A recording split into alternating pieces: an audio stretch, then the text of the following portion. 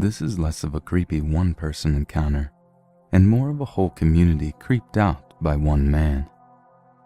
The neighbor in question is somewhat famous for his lawn, an impossibly thick green landscape that he had tended by a company. I'm vaguely aware of him losing it on the landscapers, screaming at them outside. Enough I knew he had a temper. The first real red flag that he might be legit crazy came last summer. He asked a teenage boy in the neighborhood to check in on the house once a day and make sure all the doors and windows were secured and water their flowers. The day they left though, he left a crazy list saying the kid had to be there multiple times a day, turning off and on different sets of lights at specific times and leaving weird chores for him. Also, the kid was not allowed to walk on the lawn, and he had to remove his dirty shoes before walking on the concrete sidewalk. He was never to enter the house, but was to turn off and on the lights from the doorway by means of a stick with a loop on it. Also, he was not allowed to use the garden hose to water the lawn and had to instead use a teeny tiny watering can. The letter implied that my neighbor would have the kid under surveillance and would have pictures if he failed to comply. Basically, the kid's parents called him and said they weren't comfortable with the situation anymore, and while they would keep an eye on the house, the deal was off. They argued over the phone.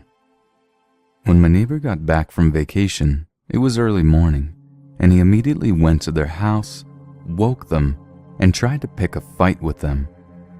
One of the other neighbors is a retired colonel and came out to see what was going on and tried to settle the issue.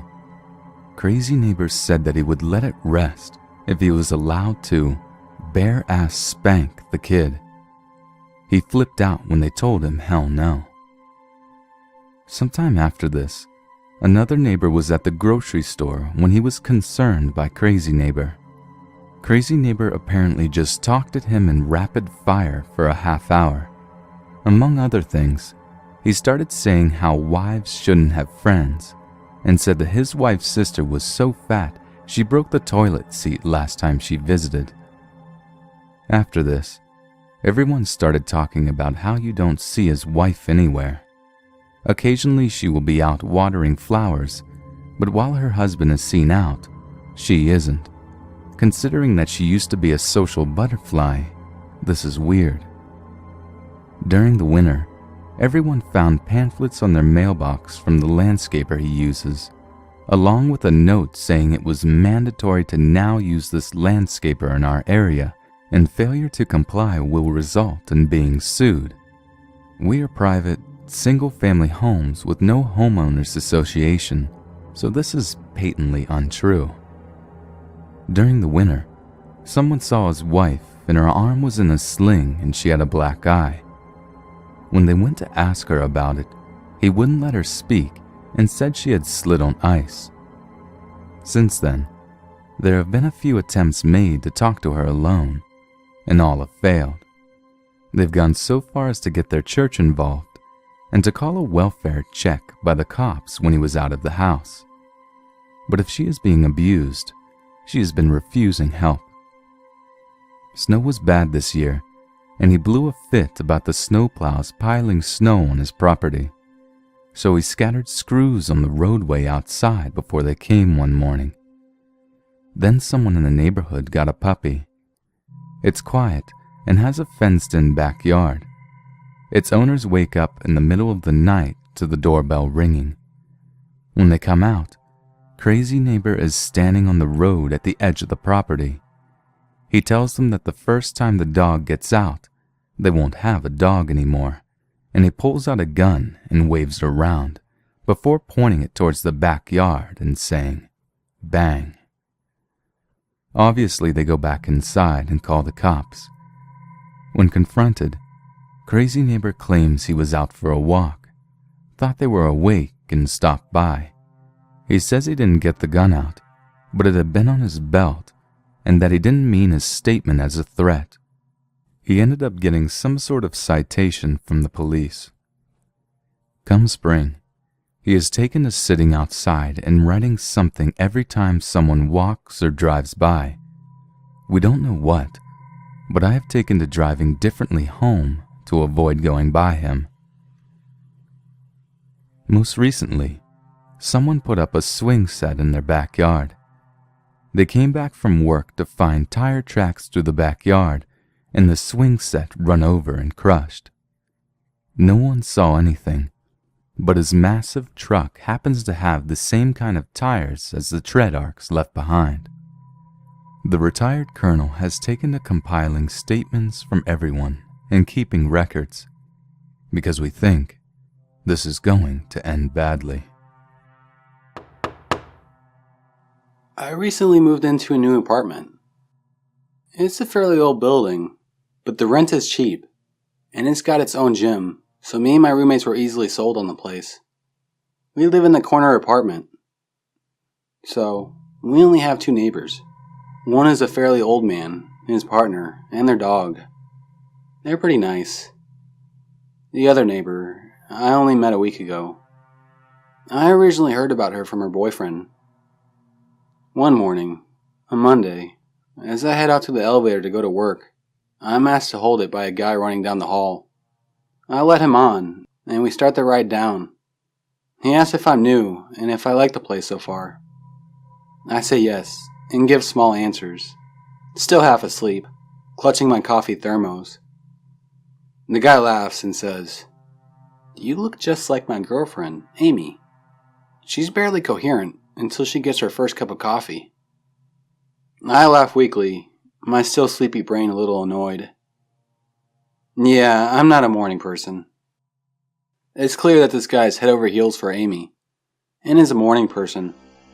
The 2-minute trek to the street outside our apartment is his excitable gabber about Amy. And apparently, he's planning something big for this weekend. He wants to do something nice for her birthday.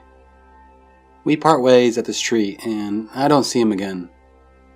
A couple of days later, I'm heading home from work. I just get into our elevator when a girl bursts in behind me. She's in her mid-20s and looks kind of frazzled. I tug my headphones out and ask, "Hey, are you okay?" "Oh, yeah, I'm just..." She stares at the entrance of our building until the doors to the elevator close. I'm getting a bad feeling. What's up with her? She looks scared out of her mind. I ask what floor she would like and if she's okay again. And the girl shakily replies floor 7, my floor, and that she is fine. We get out together, and I realize that she is in fact my other neighbor. Trying to seem friendly, since she has clearly had some sort of horrible day, I say, "Oh, I'm sorry I didn't introduce myself sooner. My name is Alice. I live right next door." She shakes my hand, having calmed down some now. "I'm Amy." I smile. "Well, have a good night, and tell your boyfriend I said hi, okay?"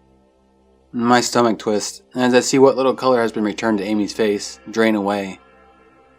I don't have a boyfriend. Trying to fish for some realistic explanation in my head, I press on with it. "Your roommate, then. Sorry, I didn't mean to assume." Amy shakes her head. "I live alone." "Who told you that they were my boyfriend?" I explained the meeting with the elevator guy a couple days prior. Amy, now looking sick, hurriedly explains the situation and insists I go file a police report with her then and there. This man, whose name I learn is Dan, has been stalking Amy for over 3 months. He's her ex-boyfriend, and things ended very badly for them. She's been trying to get a restraining order since he's shown up at her work regularly, been making phone calls, and now apparently has figured out where she lives. I explained Dan's plans to do something special for Amy that weekend to the police. We asked if there was any way someone could watch the complex for her that night. This request goes nowhere, and a restraining order can't be taken up yet. And apparently, not enough evidence, and she has never been harmed by Dan. We head back to the apartment. Amy thanks me and says she plans to spend the night and the rest of the week at a friend's house, just in case Dan tries something now that we know he's in the building. Thankfully, nothing happened, and I never saw Dan again. But Amy packed her things and moved out the following week. So Dan the stalker. Let's not meet again. So yesterday I was at my sister's house with my mom, watching my son and nephews play in the yard. One of my nephews, Harrison, was picking bark off a tree when I remembered an odd encounter I had as a kid. I said, "So weird," out loud, thinking about the encounter. My mom inquired what I was talking about, so I told her. When I was a kid, I was hanging out at the pine cone forest, which was what the neighborhood kids called a small patch of trees on the side of the road. I was picking bark off one of the trees to pass the time, waiting for my friend Frankie to finish his homework and come out to play. Out of nowhere, it seemed, a guy came up to me. I could smell him before I saw him. He smelled like stale cigarette smoke. I was kind of scared when I looked at him. He wasn't very old, but he had a very lazy eye that was cloudy, and his teeth and fingernails were stained yellow. My mom taught me to be nice to people, even if they don't look like me, so I faked a smile and said hello. "What are you doing?" he asked me. The smell of his breath was the worst. I'm picking the bark off this tree." "You shouldn't do that. It's like picking off the tree's skin. How would you feel if someone picked off your skin?" he said while lightly pinching my arm with his sharp yellow nails. I don't know," I replied and took my arm back. Just then Frankie's mom called for me out the door and told me to come in and wait inside. I didn't think anything of the whole thing at the time. When I told my mom about it, she had this look of, I don't know, guilt maybe. She said that it's probably time I know the whole story. She thought I forgot about the whole encounter, so she never brought it up to me. First, you should know that the neighborhood I grew up in was a small, tight-knit community. Everyone knew everyone, and there was no reason for an outsider to come unless they knew someone there. Anyway, here's what happened with this guy. Frankie's mom, Sonia, noticed a white van with no windows parked on the side of the road. How cliché, right? She didn't recognize it, but figured maybe it was a visitor for a neighbor. Sonia said, or rather told the police, that the van had been there all morning and afternoon. She was kind of keeping an eye on it. She said she just had a bad feeling.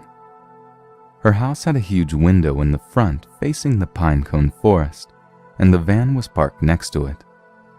She saw me waiting for Frankie and kept a constant eye on the van while holding the phone just in case. She saw the man exit the back of the van and walk up to me. As soon as she saw him grab my arm and pinch me, she called the cops. That was when she called me into her house. The cops stopped the guy just outside of my neighborhood. In the back of his van were binoculars, a Polaroid camera, and pictures of me taped all over the walls and ceiling. Me at school, at my grandparents' house, at the bank with my mom. Just me everywhere I went. But that's not all. He had a key to a storage unit on him. Inside the unit they found a cabinet full of knives. A lot of knives. Paring knives, a butcher cleaver, a thin flay knife, a melon baller, and just various knives of all shapes and sizes. There was also a few anatomy books, obstetrical equipment, duct tape, and 10 empty 5-gallon buckets. In the middle of the unit was an old bed that was used to restrain mental patients, so it had wrist and ankle straps, and the entire inside of the unit was covered in plastic wrap. My mom said he was in a high-security mental institution for the criminally insane, last she heard. So it's pretty clear, he, had plans for me. So this is my first post here. I hope this is a good fit. I lurked and read a lot of creepy encounters here. So often people will mention how they give off a creeper vibe. It would be nice if they all did, because this guy didn't. So for background, this guy, we'll call him Pete, is the brother of one of my neighbors. I'm 34, he's around my age, and my daughter is 8 and plays with the neighbor's kids sometimes.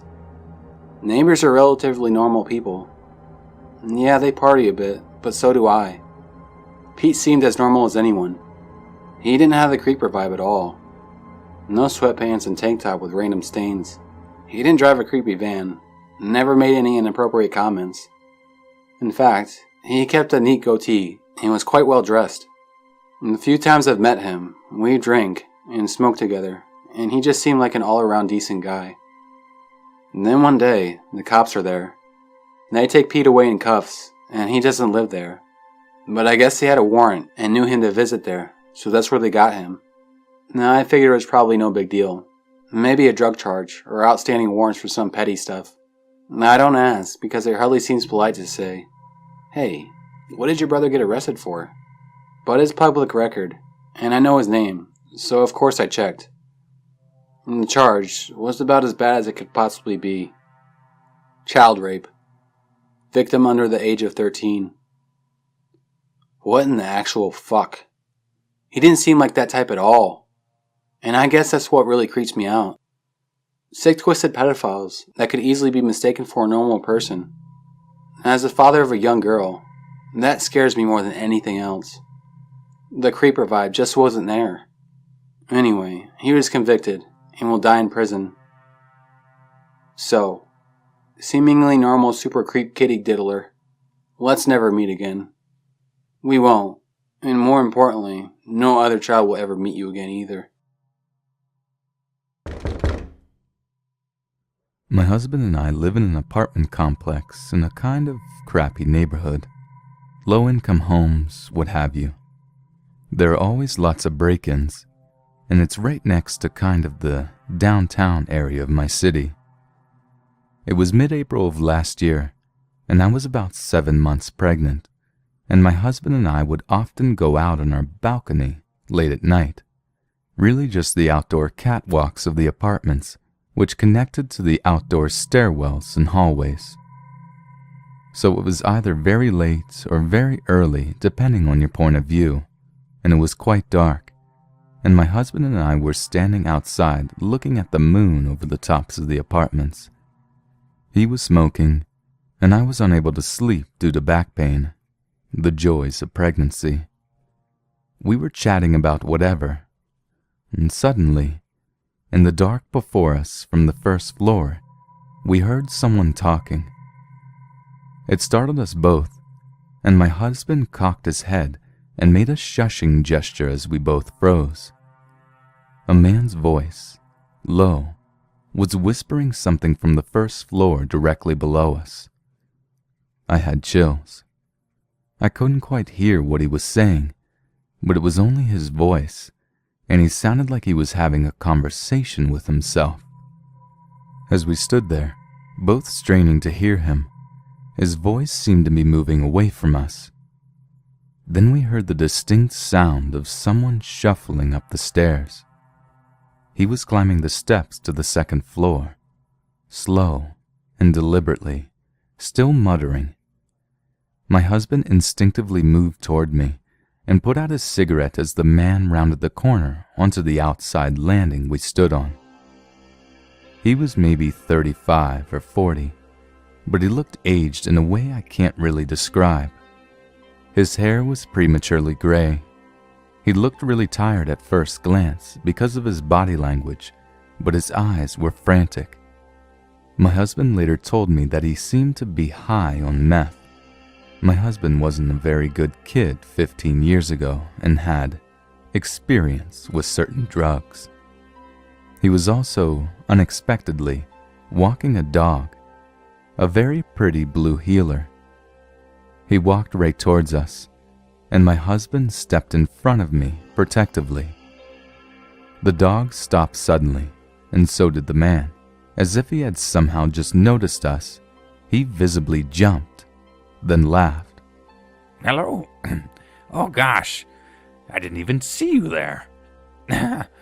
Pardon me, just walking my little girl. He had the very definition of crazy eyes. They jumped all over the place, and when they landed on me, they jumped immediately to my big belly in an almost angry way. Oh, pregnant. What? I said, sounding like a jerk even to myself. You're pregnant? Yeah? My wife, well, ex-wife, she used to be a doula. Used to do those things. Used to help out ladies and deliver them, yeah.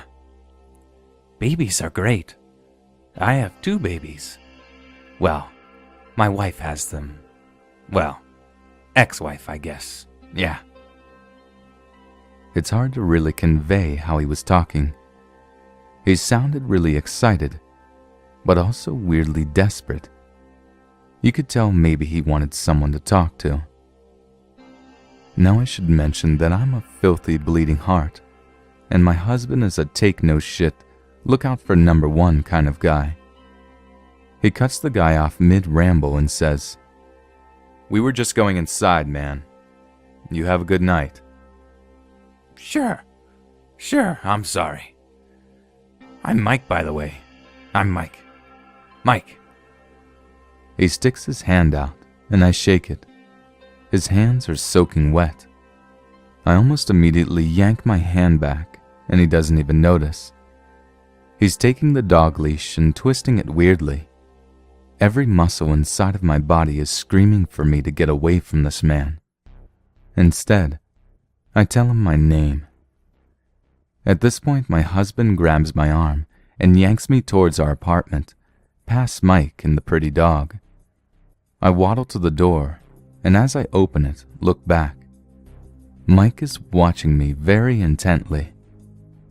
Once we get inside, we lock the door and talk about him.